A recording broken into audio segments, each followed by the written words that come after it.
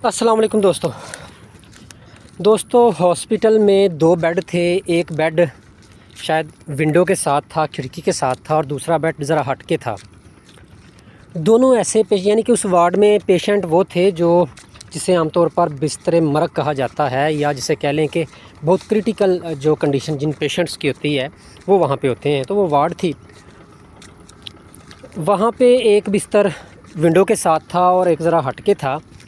जो हट के बिस्तर था उसको कुछ ज़ाहिर है बाहर के नज़ारे नज़र नहीं थे आते, तो वो वही मरीज़ों को देखता था तो बोर होता था। जो विंडो वाला था उसके साथ उसकी गपशप हो गई, दोस्ती हो गई। विंडो के साथ जो मरीज़ था वो रोज़ाना सुबह भी, दोपहर को भी और शाम को भी स्टोरी सुनाता, सारा कुछ देख के।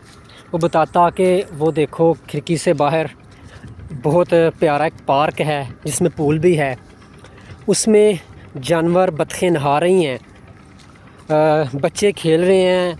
और कुछ देर बाद बताता वो देखो बच्चे इतने खुश हैं, एक दूसरे को पानी के बलून मार रहे हैं। और देखो आज उस बच्चे ने रेड कलर का सूट पहना है और आज वो बच्चा फ़ुटबॉल लेके आया है। तो ये रोज़ाना स्टोरी उसे सुनाता।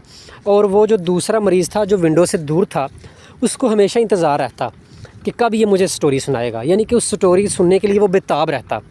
वो सारी जो सिचुएशन होती थी बाहर की, क्योंकि वो तो नहीं देख सकता था, दूर था और ना बेड से उठ सकता था, तो वो जो विंडो के साथ मरीज़ था वो रोज़ाना उसे 1-2 मरतबा बाहर के हालात बताता, हालात वाक़यात बताता, तो उसको कुछ तसल्ली होती।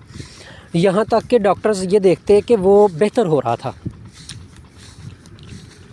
कुछ दिन के बाद उसे पता चला कि जो विंडो के साथ मरीज़ है वो जो है ना मर चुका है। तो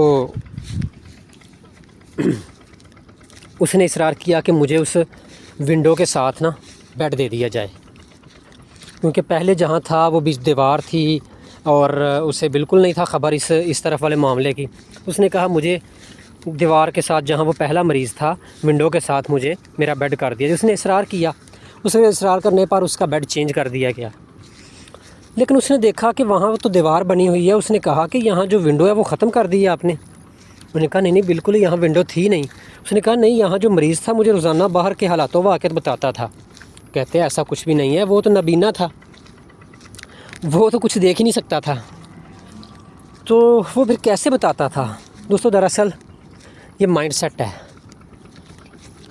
वो ख़ुद भी तसव्वुर करता था कि बाहर शायद कुछ ऐसा हो रहा है, इस तरह वो अपने दिल को तसल्ली देता था, और दूसरा अपने साथ साथ वो दूसरों को तसल्ली दे रहा था। तो ये माइंड सेट है। हालांकि ना तो वहाँ कोई पार्क था, ना वहाँ पे कोई पूल था, ना बतखें आती थी, और ना ही उसको बच्चों की आवाज़ सुनाई देती थी, ना उसको फ़ुटबॉल से खेलते हुए बच्चे नज़र आते थे। सिर्फ़ वो तसव्वुर करता था, तो अपने आप को बहलाता था, लेकिन उसके से ज़्यादा वो दूसरे मरीज़ों को बहला रहा था।